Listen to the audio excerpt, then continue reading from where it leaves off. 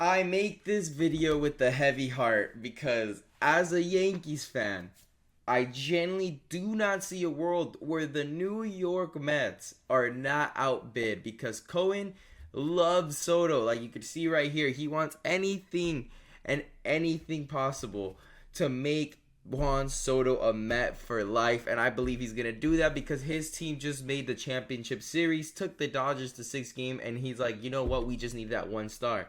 We got Vientos, we got Lindor, we got all these heavy hitters. Yeah, you might lose Pete Alonso in the process, but if you can get Juan Soto, who's clearly a better hitter than Pete Alonso, then they would absolutely be World Series contenders again and have even better chances than they did last year. And considering that the Dodgers are probably going to load up, the Mets need to do this. And they also are in the same division as the Phillies. So there's no way, I cannot see a world where Soto doesn't get the highest offer from the Mets. And not only that, Juan Soto doesn't care where he's going to play. If it's in Chicago, if it's, Tampa, whatever. But he's going to go to whatever team offers him the most money. We all know that. He made it clear in his exit post game conference. He's made it clear since the beginning, I'm going to where the money is.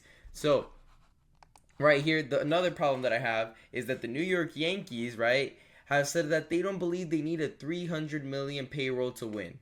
With signing Juan Soto to a lucrative deal, we know that this is going to be over 300 million just with the Juan Soto deal. And not only that, we still have some holes when it comes to the bullpen. We still have some holes starting pitching, which I think needs desperate need of some upgrades because we have Garrett Cole, and then we got Rodon, who I don't trust. We got Clark Schmidt, who I don't trust. I think Luis Hill needs to get more responsibility and become the number 2 pitcher. If he would have been our number 2 guy, I feel like we would have done a lot better against the Dodgers.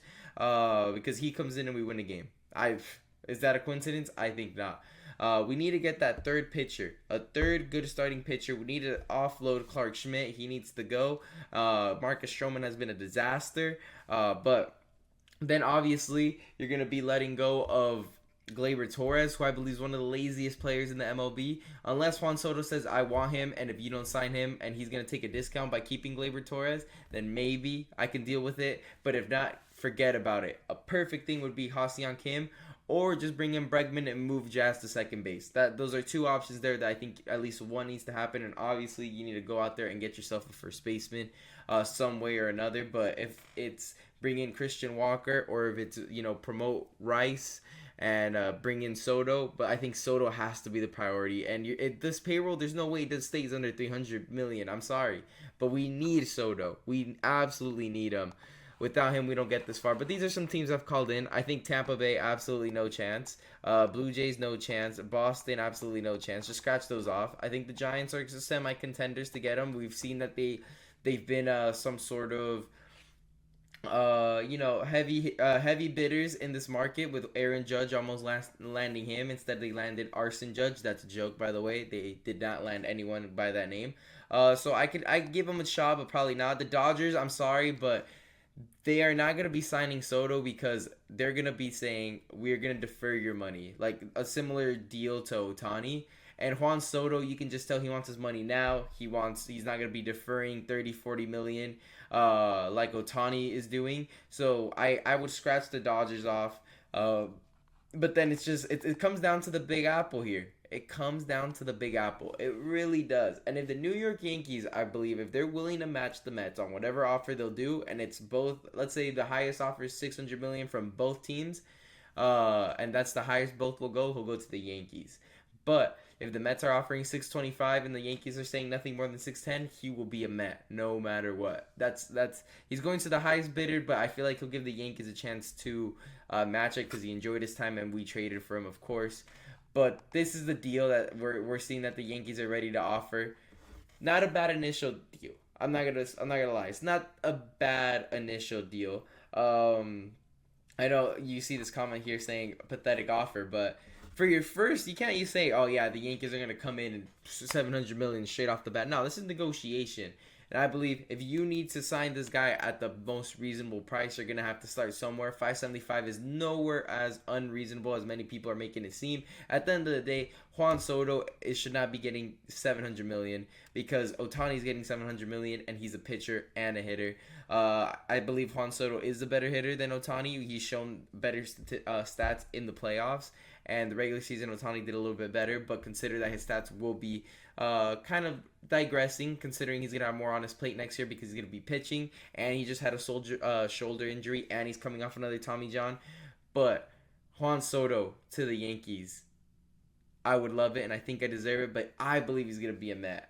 I'm sorry. Cohen is just going to put the bag on him, and I think there's other ways of being able to upgrade this team. You know, at the end of the day, this is just one guy, and there's not really anybody better than him, to be honest. But people are going to say Anthony Santander. I don't really want a Santander. I feel like if you lose on Soto, I believe it gives you a great chance to upgrade the infield, and you can get yourself both Christian Walker and Bregman, and you put in Volpe and Volpe and Jazz, or you can just get Ha-Seong Kim and put Volpe and Ha-Seong Kim, throw Jazz in the outfield with Judge and Dominguez, and then bring in a very great pitcher. There's aside from Corbin Burns, there's not really, and maybe Fried, but in the MLB, I understand there's these guys outside, but Roki Sasaki is going to be a Dodger. There's no doubt about it.